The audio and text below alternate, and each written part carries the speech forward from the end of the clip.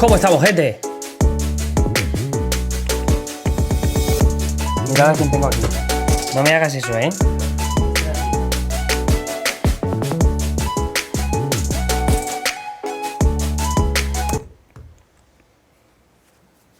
¡Hola!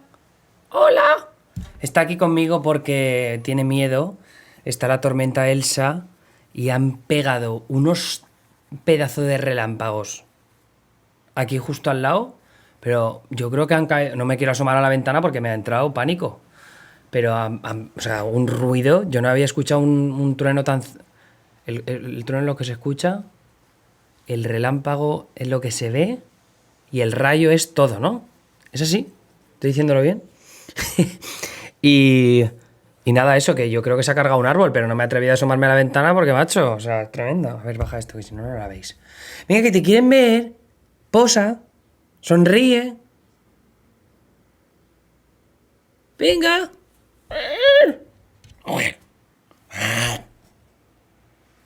En fin, sin comentarios. Vamos a dejarla aquí. ¿Ya te quieres dormir? Qué rápido, hija. ¿Cómo estáis? ¿Qué tal el jueves? ¿Bien? Aquí hace un día espectacularmente malo, pero claro, como está la tormenta tropical esta, yo no sé ya si puedo salir de casa o no. Tengo que ir ahora a arreglar este ordenador con el que estoy grabando esto, porque ha sido dándome problemas. Pero hoy quiero hablar de fútbol, un deporte que no se puede practicar ahora mismo porque está lloviendo. Con fútbol te refieres al masculino porque el femenino es campeón del mundo. Sí, ahora indagaremos en eso en específico, pero el asunto con el fútbol, evidentemente Estados Unidos ha triunfado con el fútbol femenino porque su selección nacional femenina ha sido campeona del mundo en 4 ocasiones diferentes, ha sido medalla de oro en los Juegos Olímpicos en 4 ocasiones diferentes, o sea, es un éxito rotundo, pero a lo que me refiero con triunfar es a que se haya convertido en un deporte multitudinario, o sea, mainstream, ¿no? Que lo vea todo, que lo vea muchísima gente, millones y millones de personas, que los estadios estén abarrotados, que los niños jueguen no solo al fútbol cuando están en el cole, sino también luego en el instituto y más adelante intenten llegar a ser profesionales. Es decir, que veamos un escenario similar al que vemos en Europa o en Latinoamérica, donde el fútbol es, exacto, de masas. ¿Quién es ahora? ¿Por qué ya la gente tiene que venir a estas horas? ¿Qué hemos hecho nosotros al mundo para que nos molesten? ¿Yes? Bueno, el pesado del cartero que el dueño de la casa no le da unas puñeteras llaves para que pueda abrir tranquilo la puerta. En fin. A ver, cuenta, acomódate, de verdad. No me des el peñazo. Vale, pues entonces, a eso me refiero con triunfar. Efectivamente, pues el equipo femenino de la selección es espectacular, ¿no? Con Megan Rapinoe, Alex Morgan y compañía. ¿Cómo se llamaba? Hope Solo es la portera, ¿no? Pero bueno, el caso es que yo quería ir más allá. Yo me hacía una idea aproximada de por qué el fútbol no triunfaba en Estados Unidos. O sea, entendía que ya estaban como muy establecidas las raíces del resto de deportes, que los equipos al final se convierten en parte de la cultura de las ciudades grandes. Entonces, en Boston es imposible salirte de los Boston Celtics, de los Red Sox de béisbol o de los New England Patriots, que por cierto los New England Patriots solo los quieren en Boston. Sales de Boston y todo el mundo detesta a los New England Patriots. Pero o sea, yo quería ir más lejos, sabía que tenía que haber más razones por las cuales el fútbol no estaba funcionando en Estados Unidos y esa es la razón por la que hemos hecho este vídeo, ¿no? En realidad fue una cosa de Ana Pastor que dijo, oye, y esta idea, que es algo que igual en España no se ha hecho tanto, hay varios vídeos que hablan sobre este asunto en YouTube, no creo que todos toquen los 4 pilares que yo he terminado atajando, quizá porque algunos han quedado un poco anticuados y no han analizado algunos datos que a mí me han parecido muy interesantes, que sobre todo la barrera económica que existe para los más pequeños y sobre todo para para los niños de clases con menos recursos para jugar al fútbol, lo cual me parece surrealista, ¿no? Porque cuando piensas en nombres de jugadores de fútbol profesional que han triunfado y que se han convertido en auténticas estrellas, ¿cuántos vienen de familias de clase trabajadora? Cristiano Ronaldo seguro, Neymar, ¿quién más? ¿Ibrahimovic no era también de clase trabajadora, puede ser? Pero vamos, ¿Messi también? Sí, Messi no me sonaba. Pero sí, vamos, me lo creo. Entonces es eso, ¿no? Que ahora veamos que el fútbol se ha convertido en un deporte de blancos con pasta, me parece absurdo en Estados Unidos. Y sobre todo con una población latina creciente, ¿no? Al alza, que va a convertirse, pues en unas décadas, en la población con más presencia demográfica en Estados Unidos.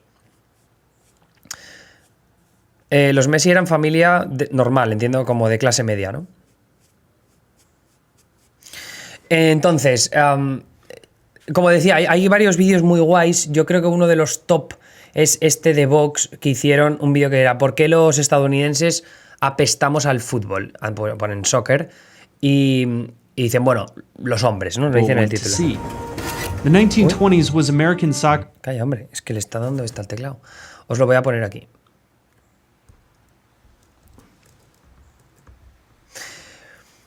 El vídeo este lo que explora es un poco más la historia y la disfuncionalidad o la disfunción de las diferentes asociaciones y de las diferentes ligas que se han encargado de organizar un poco el fútbol en Estados Unidos.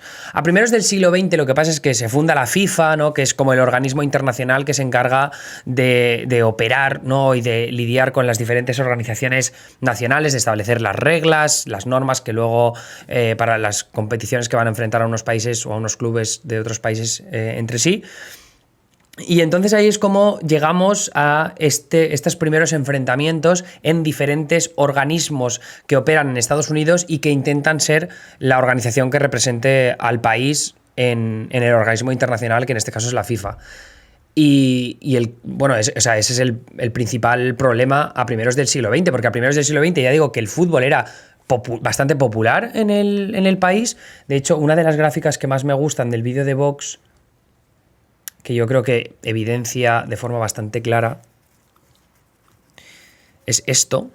O sea, ahí vemos cómo terminó el Estados Unidos en el Mundial de Fútbol en el primer tercio del siglo XX. Vemos que no compite durante todas estas temporadas, que es una absoluta barbaridad, pero luego quedó tercera la selección nacional de Estados Unidos en los años 30. Lo que pasa es que ahí es cuando ya empiezan, o sea, ya había los primeros problemas de, ¿cómo se llama? Los primeros problemas de esas asociaciones que competían entre sí, y luego es cuando se estanca por completo con la crisis del 29. Mirad, os voy a enseñar aquí, esto es un timeline, ¿vale? Cuenta, deja de tocarme el teclado, cariño. Esto es un timeline de cómo avanza la historia de las diferentes asociaciones que se encargan de supervisar el fútbol en Estados Unidos, ¿no? Bueno, aquí se tira hasta 1620 para hablar de el fútbol, cómo se crea y demás. Y entonces aquí ya empiezan a verse estos nombres de American Football Association, la AFA, se organiza en Nueva Jersey. Luego la FIFA se crea en 1904. Luego la US Football Association, USFA, le dan membresía provisional por parte de la FIFA. Entonces, aquí ya veis que pone US Football Association.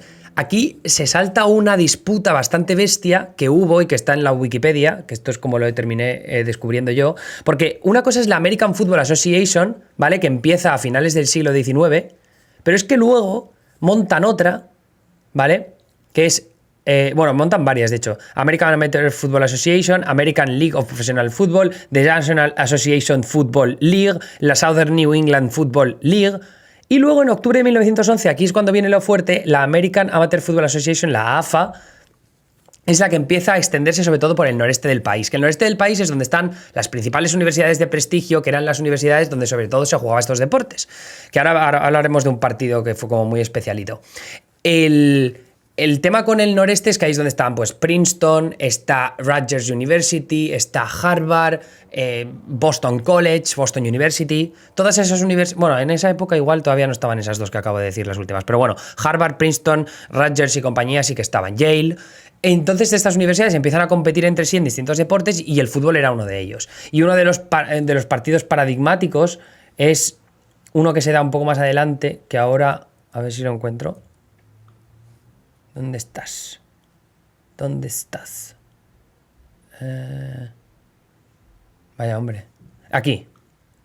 El partido de 1869 entre New Jersey y Rutgers. Este fue como el partido originario del fútbol en Estados Unidos. Pero no solo del fútbol como tal, sino también del fútbol americano. Este es el partido que se considera por muchos historiadores como el que desencadena todo. Porque ahí es cuando se empiezan a mezclar. Dicen, oye, vamos a coger las reglas del fútbol que nos llegan desde Inglaterra. Y luego dicen, oye, pero ¿por qué no mezclamos un poco también con el rugby? Que estaba siendo muy popular también en aquellos momentos. Bueno, pues una cosa lleva a la otra, ¿no? Y aquí veis el partido. Aquí están unos cuantos pavos que parece que se estén pegando de hostia. Esto parece el inicio de Gangs of New York, sinceramente, más que un partido entre universitarios. Pero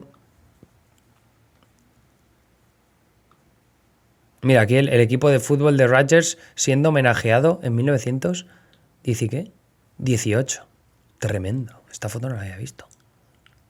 Bueno, como digo, más adelante se popularizan en Noreste y ahí es cuando diferentes organizaciones más locales se empiezan a meter en la AAFA en vez de en la AFA. Ya sé que esto es un poco raro, pero esto es importante para entenderlo. O sea, esta es la AAFA y luego está la AFA que venía de antes, que es la American Football Association. Y es esta la que luego coge fuerza, recibe la membresía provisional y luego la definitiva por parte de la FIFA y termina convirtiéndose en la United States Football Association, la USFA. Que más adelante añadiría soccer a su nombre, que soccer, para los que no lo sepáis, ojo que tengo mucha ganas, porque yo no lo sabía y lo voy a decir. Esto es porque el fútbol como tal se conoce oficialmente como, bueno, en español no sé cómo es, pero es Football Association, ¿no? Como asociación de fútbol. Y association, una forma corta de decirlo es soccer, ASOC, ¿vale? Por esto de ASOC, vale, pues soccer. ¿Realmente viene de ahí? No os estoy tomando el pelo. De hecho, a ver si creo que incluso lo pone aquí. A ver un momento. Ey, chiquitina, mira, ¿ves? El cuerpo gobernante del deporte en Estados Unidos no tenía la palabra soccer hasta 1945, cuando se convirtió en la United States Soccer Football Association. No se quitó el nombre fútbol de su nombre hasta 1974, pero no explicaba acá. Ah, sí. Originally seen as a British slang term for association. El uso de la palabra soccer empezó a aparecer a finales de 1910 y primeros de 1920. Así que esa es la razón por la que empieza a llamarse soccer. O sea, en realidad es un concepto que viene coloquial desde Reino Unido, pero que en Reino Unido no coge la suficiente presencia y sin embargo en Estados Unidos sí. Esa forma de abreviarlo pues es la que termina estableciéndose. Y como esta crisis un poco de asociaciones luego se sigue dando más en adelante, porque después empiezan las llamadas Soccer Wars, que son estas de aquí, a ver dónde están.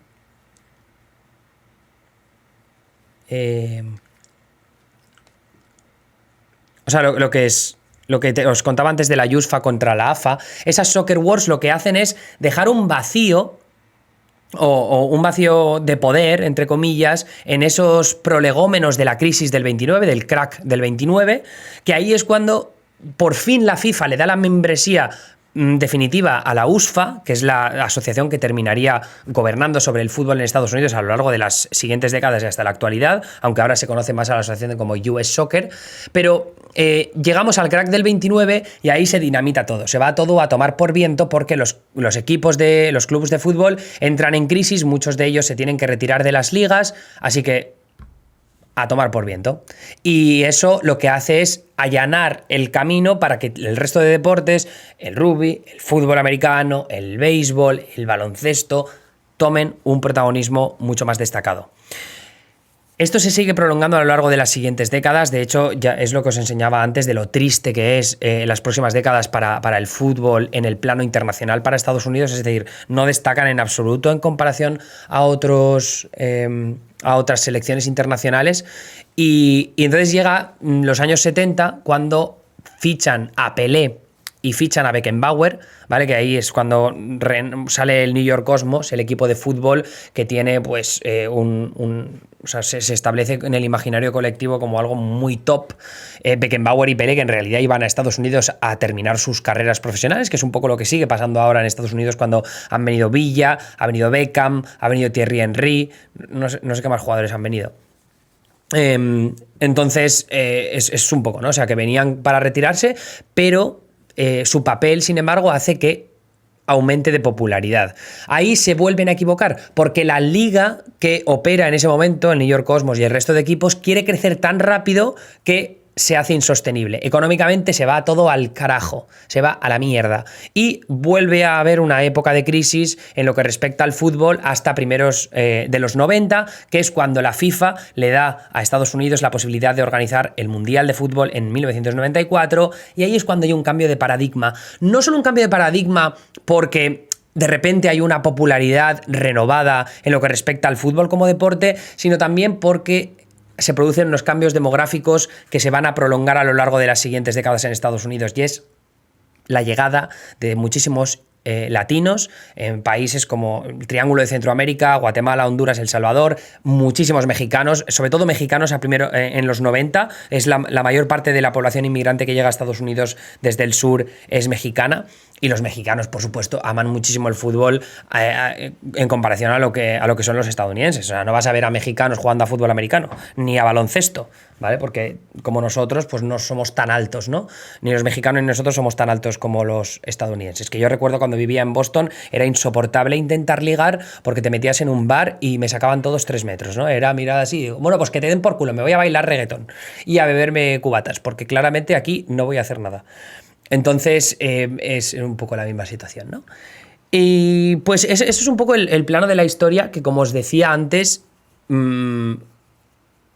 podéis echarle un vistazo en el vídeo de Vox que os he enlazado. Si no lo habéis visto antes, os lo vuelvo a poner. Tú, que estoy sudando, que no puedo hacer nada, que es que no tengo aire acondicionado aquí y si no, jodería el sonido. Así que, bueno, tengo Paf, que es un maricoper muy crack de sonido, que me dijo que podía ayudarme a arreglarlo, pero es que en realidad es un coñazo mover el aire acondicionado, así que no lo voy a poner. Voy a sudar por vosotros.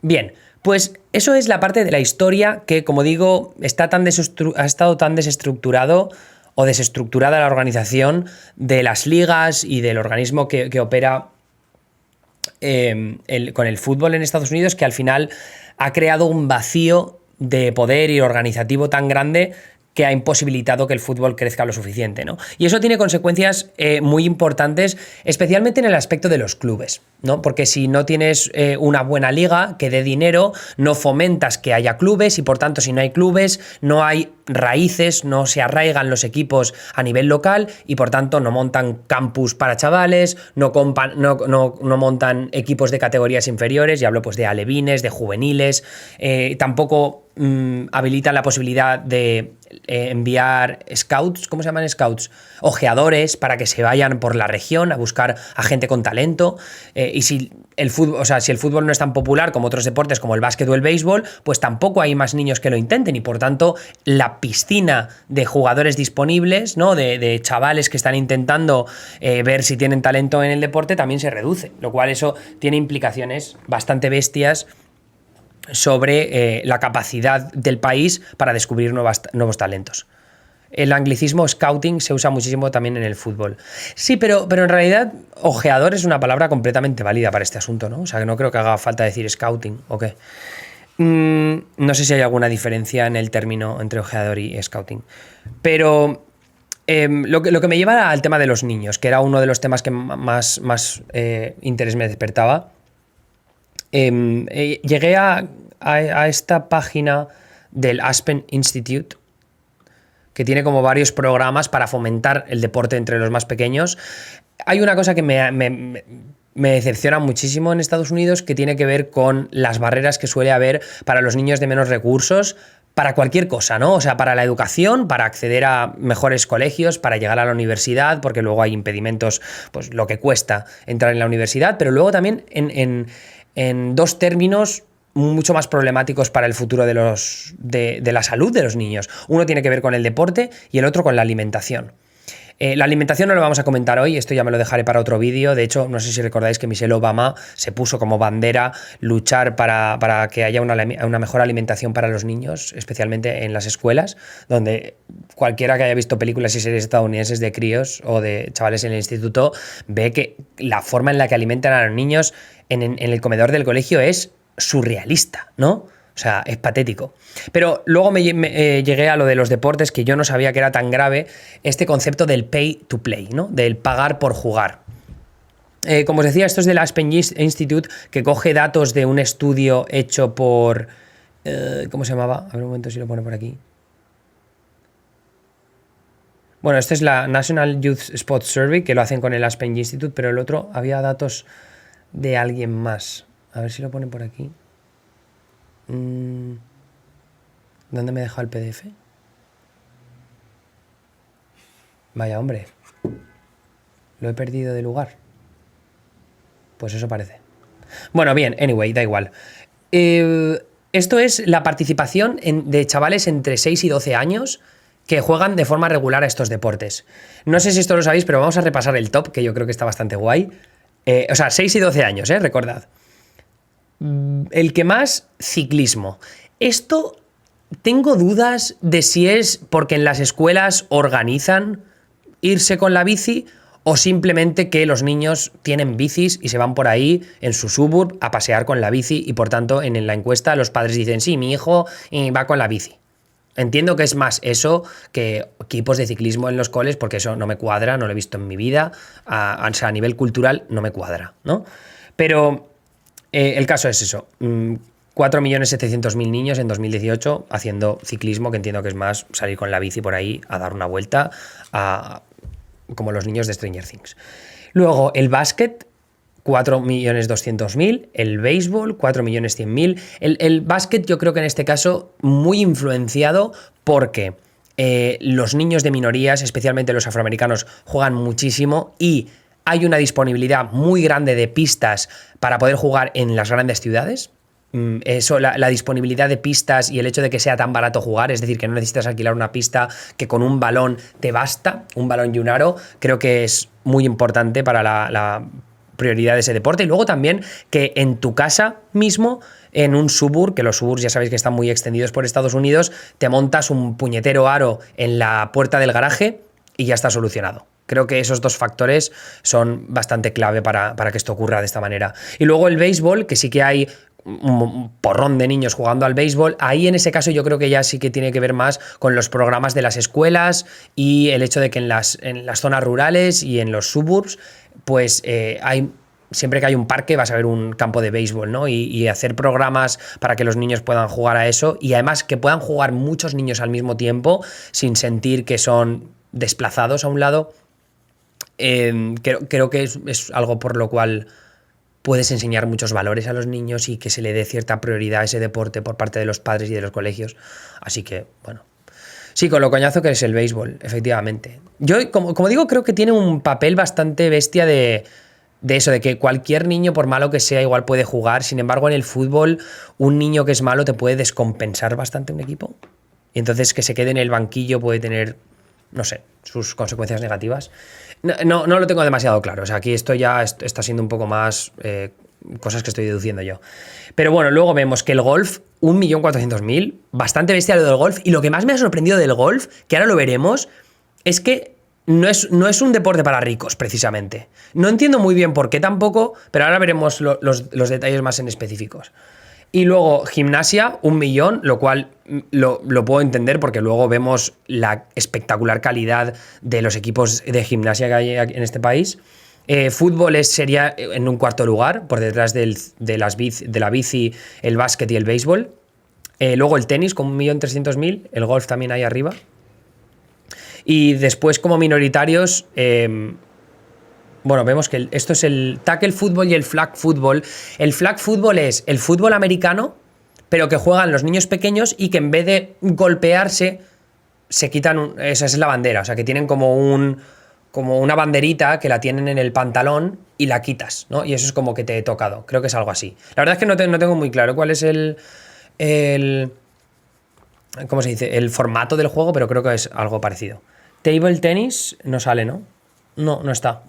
Pero bueno, luego el lacrosse, por ejemplo, que siempre se habla de el lacrosse, que estadounidense, pero lo juegan poquísimos niños. Y luego además hay una barrera económica brutal para el lacrosse. Field hockey, muy poco. Cheerleading cada vez más, de hecho un aumento del 18% entre un año y otro. Bueno, o sea, es un 2,6%, pero vemos que ha crecido bastante con el paso de la última década. Y... ¿cuál era el otro? Softball... ice hockey. Ice hockey es el otro que también una barrera económica importante por el equipo principalmente. O sea, por la equipación que tienes que comprar. El palo, los patines, que son caros, etc. Bueno, aquí vemos que, fijaos cómo los hogares que ganan menos de $25.000 al año y luego también menos de 50.000, mirad cómo cambia la participación de los niños en los deportes. O sea, esto es un salto abismal. Es un salto abismal, o sea, del 21 al 42. Yo creo que en España es imposible, ¿verdad? O sea, que haya un salto económico tan bestia entre la participación de niños en los deportes. Te diría que incluso podría ser al revés. O sea, ya esto... bueno, no sé. Lo digo más porque igual en España los niños de clase alta puede ser que tengan más entretenimiento en casa del que disfrutar y eso les hace jugar menos a los deportes. Sí, atletismo sí que se incluye. Track and field, que es el 300.000. Que vemos que había una caída, pero prácticamente siempre es lo mismo, ¿no? Pero esto pensad que es en niños de 6 a 12 años, ¿eh? Luego veremos que cambia bastante en el instituto. Vale. A ver. Mira, luego vemos la media de edad a la que abandonan un deporte concreto. Fijaos que el fútbol, junto con la gimnasia, es el deporte que más pronto abandonan. La gimnasia lo puedo entender porque la gimnasia es probable que tenga algo que ver con el crecimiento, ¿no? Si de repente hay un niño que crece demasiado, ya no tiene sentido que haga gimnasia. No sé si alguien de aquí ha hecho gimnasia, pero puede ser que ese argumento tenga sentido. Sin embargo, el fútbol no está tan justificado que tenga que ser por eso. Y luego, ¿qué más? Ciclismo también lo abandonan bastante rápido, pero entiendo que no es ciclismo, que es más ir con la bici. Llega a un punto que con 16 años ya tienes coche, ¿no? Entonces ya no necesitas la puta bici. En Estados Unidos, no sé si lo recordáis, pero a partir de 16 años ya puedes tener coche. Beber hasta los 21, nada. Chiquitina, estás muy pesada y estás muy sudada y me estás dando mucho calor, lo sabes, ¿no? Pero te voy a aguantar aquí porque eres muy mona. Mi chiquitina. Mi chiquitina. Mi chiquitina. Mi preciosa, mi amor. Okay. Estamos hablando de fútbol, de cosas que no te interesan. Y ahora nos han abierto un parque de al lado de casa muy chulo, ¿a que sí? ¿A que sí? Y no puedes entrar tú porque te lo prohíben. Que es absurdo. No pasa nada, chiquitín. Venga, descansa. Vale, ¿cómo es posible que a los 9 lo dejen? Bueno, es lo que os decía antes, ¿no? Un poco esta idea de la barrera económica, que ahora comentaremos más en profundidad. Vamos a ver los datos de... A ver, uy, ¿por qué no me deja...? A ver, un momento.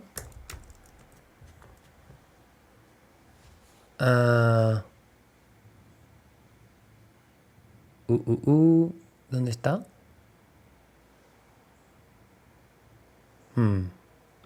Es que no está. Coaching, Project Play.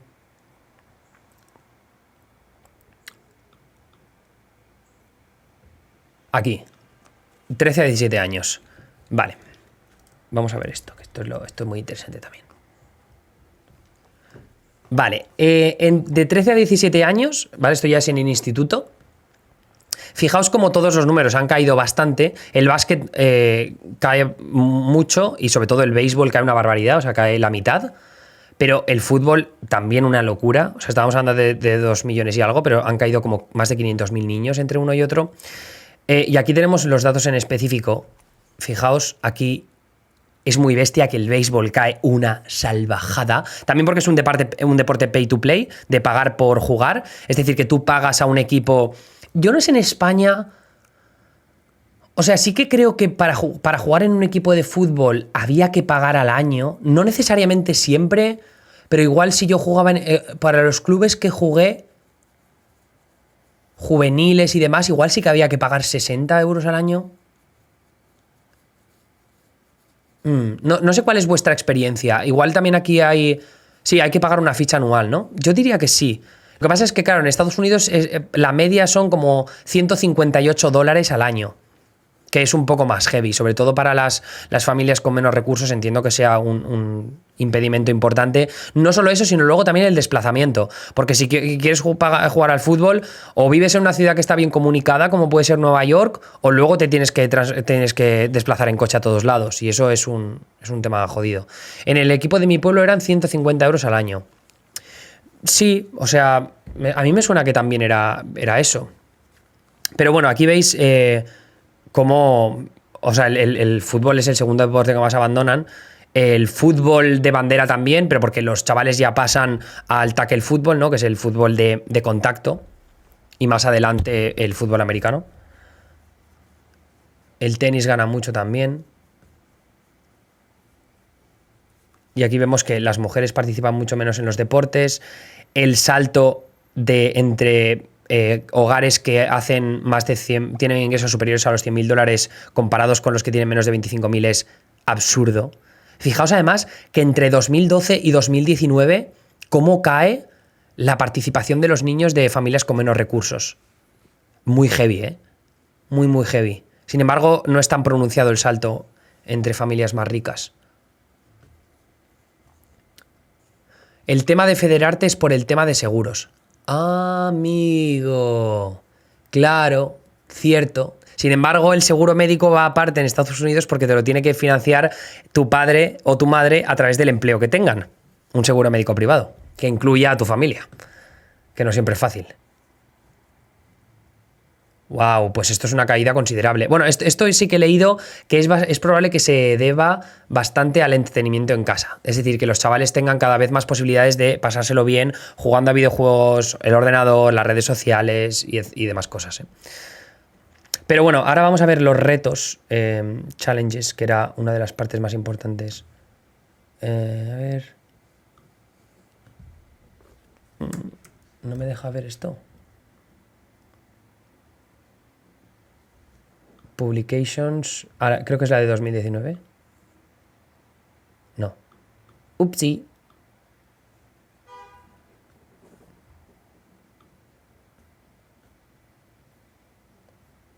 A ver.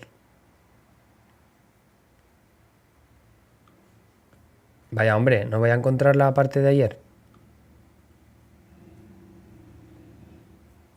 Dadme un segundo, ¿vale?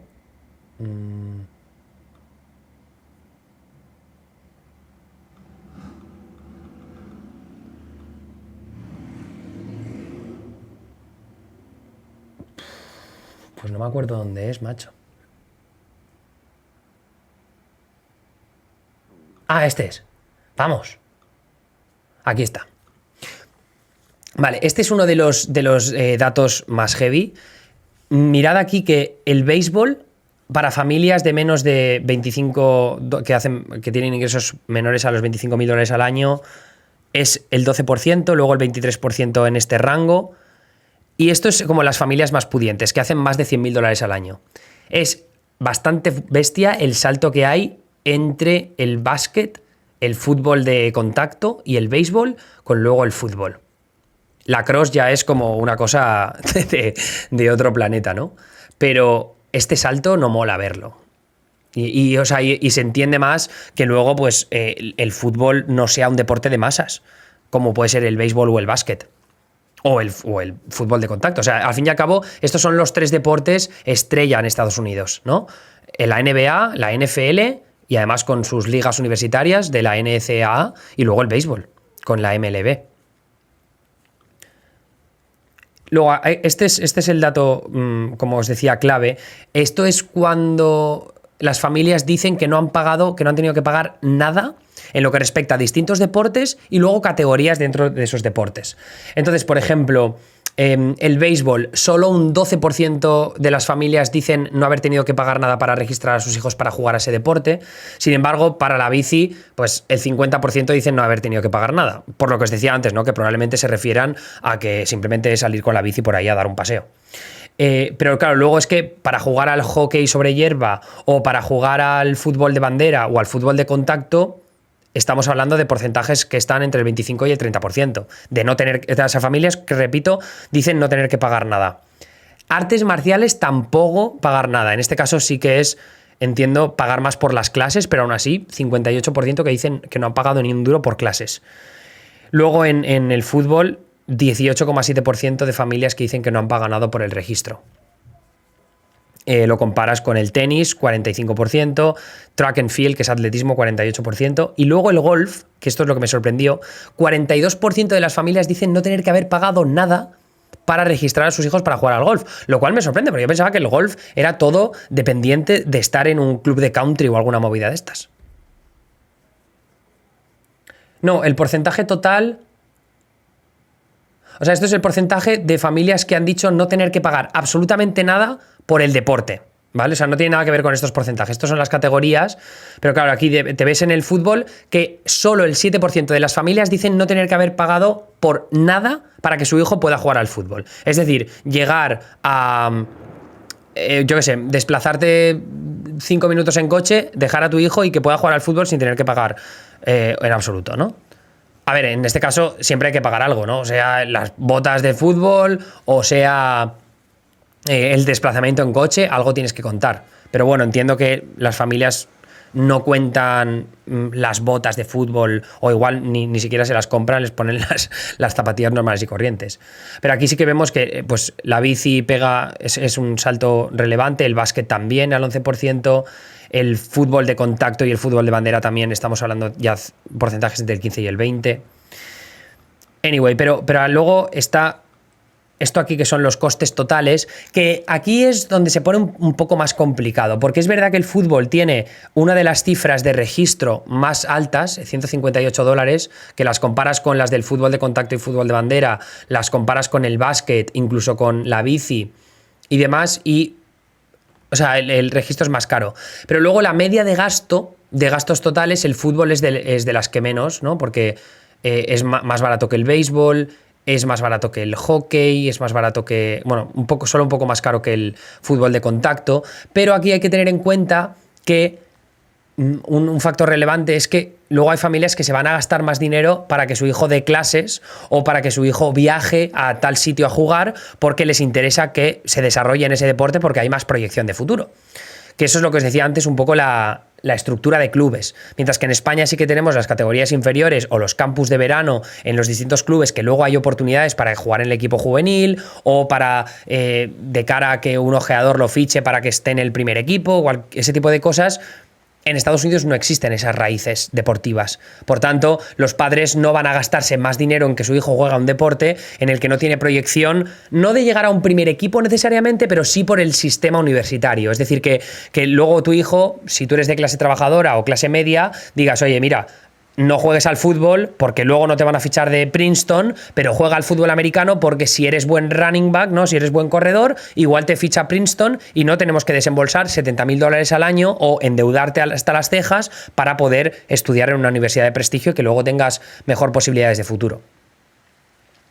Entonces, ese es el tema importante de también los gastos, ¿no? De lo que está dispuesto a gastar una familia. Que quizá no vemos un gasto importante en el fútbol en lo que respecta a la media, pero eso no significa que las familias no lo vean como una barrera, porque dicen, oye, mira, prefiero gastarme este dinero más en otros deportes en los que mi hijo pueda tener una mayor presencia, ¿no? Chiquitina. Y ese es un poco el resumen de lo que os quería contar en lo que respecta a los niños. Luego, el otro asunto tiene que ver con la relevancia del dinero. Y aquí entran a colación dos cosas. Los acuerdos televisivos y, algo que está relacionado directamente con ellos, la popularidad del deporte a nivel mediático. ¿Qué pasa? En Estados Unidos importa ganar, ¿no? Entonces, si la selección nacional de hombres de fútbol no gana competiciones o no es favorita para ganar competiciones, la atención mediática en esa selección va a ser menor y por tanto en el deporte también. En Estados Unidos, uno de los deportes más populares según Gallup, que esto lo vi también en otra encuesta, dejad un momento que la consiga.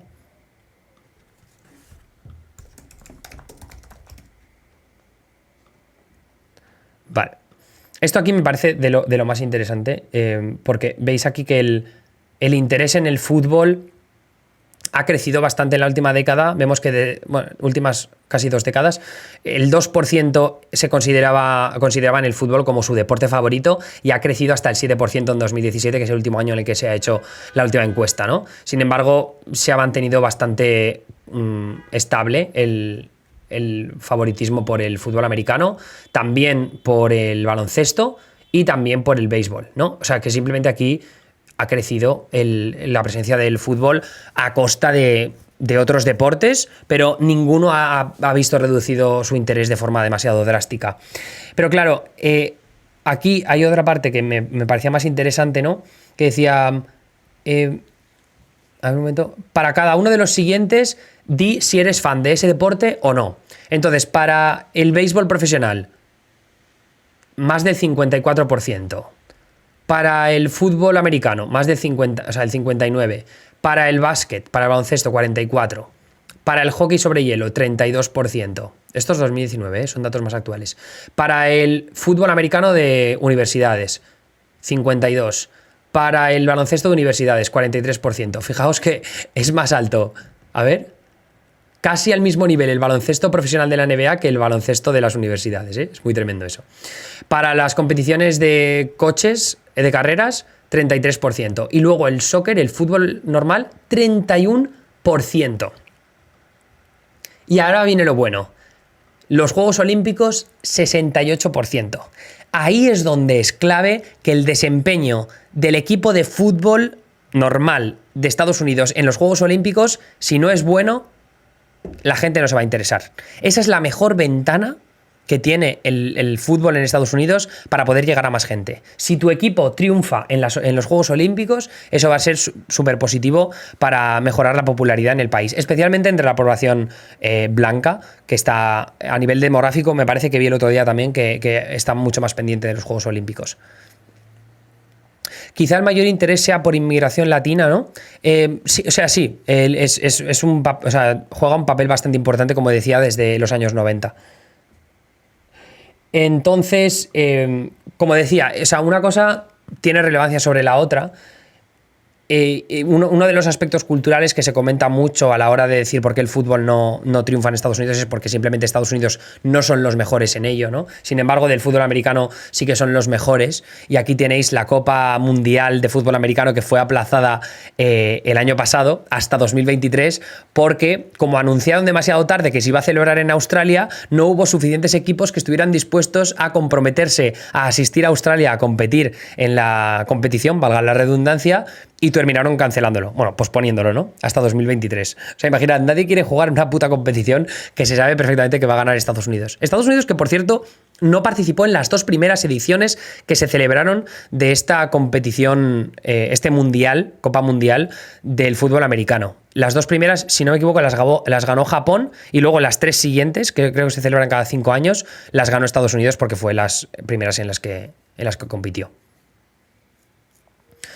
Es una pescadilla que se muerde la cola. Sin tele no hay expectación y no hay más interés. Es exactamente así, o sea, es un círculo, ¿no? Vicioso. Aquí, por ejemplo, esto es las ligas de deporte profesional en Estados Unidos según los ingresos que hacen al año. Entonces, veis la diferencia tan sumamente bestia entre la Liga Nacional de Fútbol Americano, la NFL, y la Major League Soccer, ¿no? La MLS, que es la de fútbol. 0,9, en este caso son 900 millones de dólares. Son, en el caso de la NFL, 13.000 millones. O sea, es una diferencia abismal. Y en este caso se ve sobre todo en los contratos de televisivos, porque aquí, por ejemplo, el fútbol consiguió eran 600 millones por 8 años, es decir, unos 90 millones al año, o sea, por temporada, 90 millones de dólares, pero luego te ves aquí y mira, 100 millones o sea, perdón, 100.000 millones, 100.000 millones por un contrato de 10 años. Es un paquete de contratos, ¿vale? No solo con ESPN, que es una cadena de cable, sino luego también con las networks, que son pues ABC, Fox, CBS, NBC. 100.000 millones. O sea, estamos hablando de 100.000 millones, o sea, 100... a ver un momento. 1.000 millones, perdón, 10 millones, 10.000 millones al año. 10.000 millones al año comparado a 90 millones. 10.000 millones a 90 millones. ¿Somos conscientes de la diferencia de dinero? Esto lo que posibilita es que los equipos, los clubes que participan en la NFL, reciban dinero de esos acuerdos televisivos, de esos paquetes, que no solo, en este caso, es verdad que es un poco injusta la comparación, porque el acuerdo televisivo previo que os estaba enseñando, incluye solo contratos para la emisión en televisión, y esto incluye otros tipos de patrocinios también que tienen que ver con marcas y demás movidas, pero bueno, aún así, ese dinero va luego a los equipos, que también va a los jugadores, que cobran salarios muy por encima de lo que se cobra en la MLS. Además, la diferencia que hay de salarios entre la NFL, la NBA y la MLB, que en el béisbol también se cobra una auténtica salvajada de dinero, y luego lo comparas con los salarios de la MLS, que salvo casos específicos de jugadores estrella que llegan desde Europa, cobran una miseria, o sea, es tremendo la mierda que cobran, comparado sobre todo con equipos de Europa. Pero ahí el problema se traslada a la infraestructura de los clubes. Si los clubes no tienen dinero que vayan ganando por esos contratos televisivos y por patrocinios y demás movidas de marcas, luego no pueden invertir en ojeadores, no pueden invertir en campus, no pueden invertir en montar, yo que sé, por ejemplo, otros estadios o departamentos locales para montar esos campus de entrenamiento, campus de verano o lo que sea, y conseguir que más niños quieran participar. No solo eso, sino lo que os decía antes del pay to play, del pagar por jugar. Había leído ejemplos, el FC United, que cobraba 2.500 pavos por temporada para que pudiera jugar un niño en su equipo, ¿no? En el equipo de las categorías inferiores, que son los llamados travel teams, que van viajando dentro de un estado o fuera del estado para competir y jugar partidos, ¿no? Que luego además no solo implica que tengas que pagar 2.500 pavos, sino que también los padres tienen que hacer trabajo de voluntariado, ¿sabes? Tienen que prestarse voluntarios para, por ejemplo, viajar esta semana con los niños, que es acojonante. Y sería flipante que Messi fichara por un equipo estadounidense. No creo que tenga huevos. Creo que todavía es demasiado bueno como para retirarse a Estados Unidos. Igual lo hará más adelante, ¿eh? Cristiano Ronaldo puede que también, porque Cristiano Ronaldo creo que podría ganar una auténtica salvajada de dinero y sería... O sea, creo que Cristiano Ronaldo tiene bastante más impacto en Estados Unidos que Messi. Entonces, el resumen es ese, ¿no? Que los tres pilares principales de los que os hablaba, falta el cuarto, que ahora hablaremos de él. Porque algunos no habréis visto el vídeo que he hecho esta semana, pero ¿cuál es la percepción que tenéis vosotros a nivel cultural que hace que haya más rechazo por parte de la población estadounidense al fútbol con respecto a otros deportes que puede haber como el béisbol, el fútbol americano o el baloncesto? Se dice que Messi a Miami en 2 años.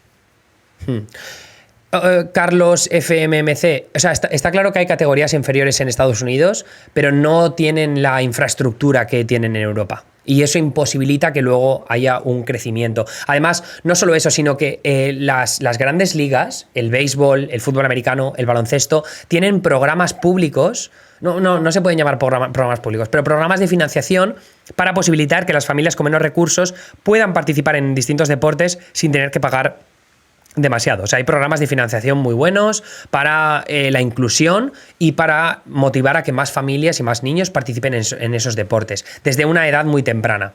Entonces puede que los niños empiecen jugando al fútbol porque es el deporte más accesible, porque es el deporte pues, que los colegios incentivan más, pero conforme van creciendo los niños, ya veréis la edad a la que los niños dejan el fútbol, a los 9 años, ahí es cuando empiezan a encontrar otras oportunidades de participar en otros clubs, de participar en otros programas financiados, como decía. Entonces esa es un poco la idea por la cual no vemos que hay después una forma de encontrar talentos en el fútbol en Estados Unidos. No está visto como un deporte de chicas. Pues mira, no tengo la sensación de haber leído nada al respecto de eso.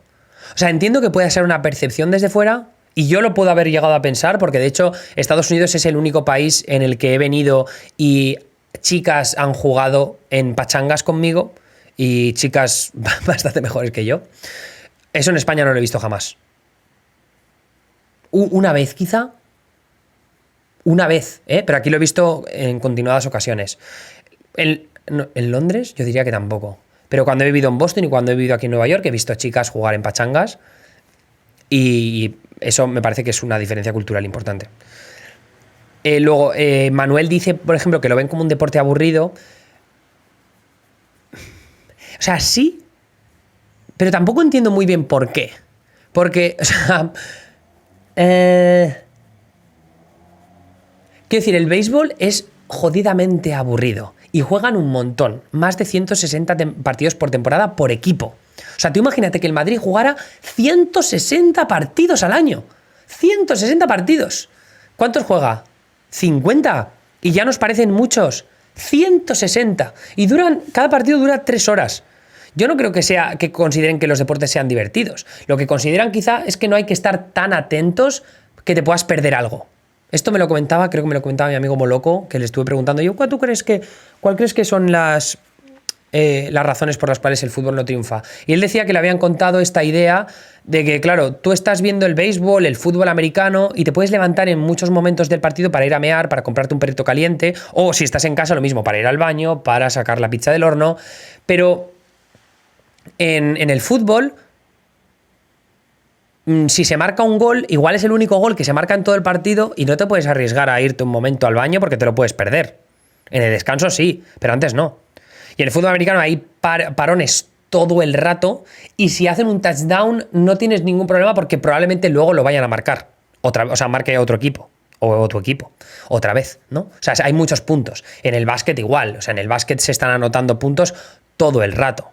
Y si te pierdes un momento de una remontada, bueno, por un minuto no va a ser el fin del mundo. Igual te pierdes una canasta que flipas, pero no te vas a pegar un tiro por ello.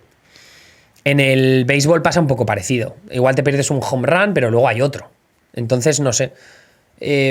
Por ejemplo, la NASCAR dura horas y la acción es constante. Algo parecido a lo que... Sí, o sea exacto, también. Me parece un ejemplo también muy bueno. Y a mí una cosa que me había gustado mucho leer es esto del tamaño, de que todo es a lo grande, ¿no? De los puntos, se hacen muchos puntos. Las porterías son muy grandes. En el básquet, por ejemplo, es una cuestión de los jugadores, ¿no? Los jugadores son gigantes, 2 metros y pico cada uno, las canastones que se pegan. En el béisbol quizá los jugadores están más con barriguita y no sé qué, pero... le pegan una hostia a la pelota que flipas, que se va a tomar por viento al estadio, que es un campo gigante en el que tienen que pegarse unas carreras muy bestias, y luego las murallas, ¿no?, que hay cubriendo algunas partes del estadio. Entiendo, no sé. Luego, la violencia, el papel de la violencia. Es verdad que una cosa que había leído yo en un artículo era que decían, ¿por qué el fútbol no triunfa en Estados Unidos? Porque hay peleas, ¿no?, constantes. Mientras que en Estados Unidos quizá las peleas por deportes son menos habituales. Y aquí en España o en Reino Unido, sobre todo, se montan unas jaranas de leches que alucinas, ¿no? Y la presencia de los movimientos más extremistas, que eso en Estados Unidos no se ve en los deportes. Pero claro, luego lo ves y dices, oye, la violencia que hay en el hockey sobre hielo y la violencia que hay en el fútbol americano, que luego el estudio que salió en el New York Times hace un par de años, que decía que el 90 y pico % de los jugadores salían con lesiones cerebrales importantes para el resto de sus vidas. Que por cierto es un tema que también con el fútbol normal, por el tema de los cabeceos, de dar con la cabeza, es jodido, ¿eh? Y se han investigado también las consecuencias de eso, que pueden ser duras. Sí, el hockey también. El hockey, vamos, unas peleas que se montan. En el baloncesto quizá un poco menos, ¿no? Yo tengo la sensación, después de haber visto el documental aquel de los Chicago Bulls, que se pegaban bastantes más hostias antes, ¿no? Ahora un poco más controlados. En el fútbol acaban tarados y dopados. Sí, o sea, exacto. Lo que me preocupaba más es leyendo lo de el tema de la cabeza con los niños. Porque justo conocí esto claro, es un caso particular, pero sé que hay estudios al respecto, pero una amiga en Boston que había jugado al fútbol de pequeña y luego jugó más adelante también y tiene migrañas de jugar al fútbol por culpa de cabecear durante tanto tiempo.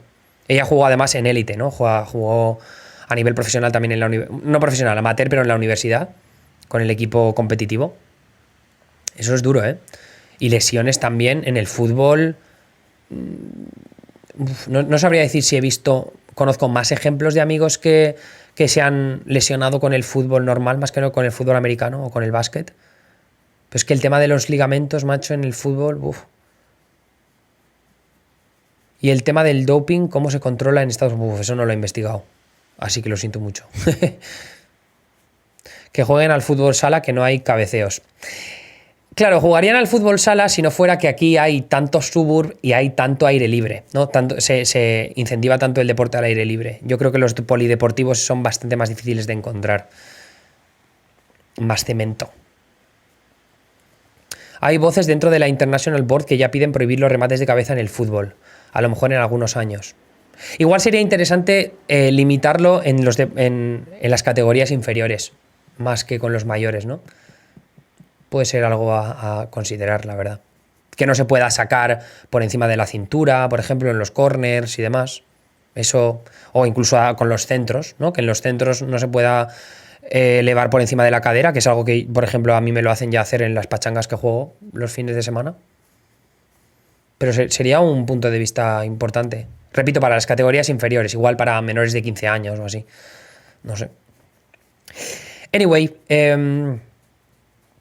yo creo que es más o menos eso todo lo que quería comentar. Me tengo que ir ahora a arreglar este bicho. No sé cómo voy a llegar. Jugar al fútbol con casco. No, gracias. Sí, hay niños y adultos amateurs que juegan al fútbol americano sin darse golpes. Lo hacen con pañuelos en la cintura. Bueno, es lo que estaba contando antes, coño. El fútbol americano de bandera. No sé, igual se llama fútbol americano de pañuelo. Ni idea. Yo creo haber leído que en México lo llaman fútbol de bandera. Pero bueno, no sé. Así que me voy a retirar, pero muchas gracias a todos por pasaros por el stream. Me alegra haber visto que el chat estaba tan activo. Por cierto, una recomendación de Enric, que es verdad que no me acordaba de eso. Killer Inside, The Mind of Aaron Hernández, docuserie, que es sobre un asesinato, ¿no? No sabe, pero yo vi el primer capítulo, no terminé de verla igual. ¿Hablaba sobre el asunto de las lesiones en la cabeza? Sí, puede ser. Puede ser, eso es de ESPN, ¿verdad? Oye, a pie de puerto, muchas gracias por esa raid de 49. Joder, justo me voy ahora, qué lástima. Ay, pues vamos a hacerle la raid a alguien más para no perder a toda esta gente. A ver. A ver quién hay. Marina, ¿ready para la raid? ¿A quién se lo podemos hacer? A ver quién hay con poca gente. Salva Spin. Dibujando en directo.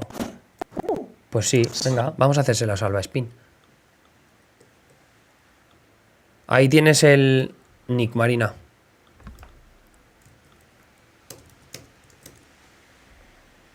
Pipim, pipim, pipim. Bueno, igual tengo que hacerlo yo. Ay, no puedo. Jeje. Tienes que hacerlo tú. Top Salva Spin, sí, no lo he visto nunca. Voy a seguirle. Para que no se me escape la próxima vez. ¿No te deja? ¿Por qué? Igual me tengo que loguear yo. A ver, déjame pensar. Vale, me parece que no lo vamos a poder, no lo podemos hacer. Qué pena. Mierda. No lo vamos a poder hacer. Lo siento, gente. Porque tengo que pedir un código que no me lo van a dar dentro de poco. Así que poca cosa. Anyway, lo siento. Hablamos para mañana. Estaré en mi canal hablando de cine. Como siempre, los viernes cinéfagos. Y la semana que viene me veis el martes. Me volveréis a ver aquí en Twitch. A ver a quién invito. Buena pregunta. Me lo tengo que pensar. Lo siento, Urco, es que no puedo hacerle raid. No tenemos la opción ahora mismo. Available. Iba a decir algo más. Que no se me olvide. Bueno, la semana que viene es mi última semana antes de pillarme vacaciones. Que será la última semana de Neutral hasta el mes de septiembre en Twitch. Así que espero que la cojáis con muchas ganas, tal y como la voy a coger yo. Un besito y nos vemos mañana. Adiós. Adeu. Idos todos a saludar al canal de Salva Spin. Venga, os paso el link por aquí, por si queréis ir. Adeu.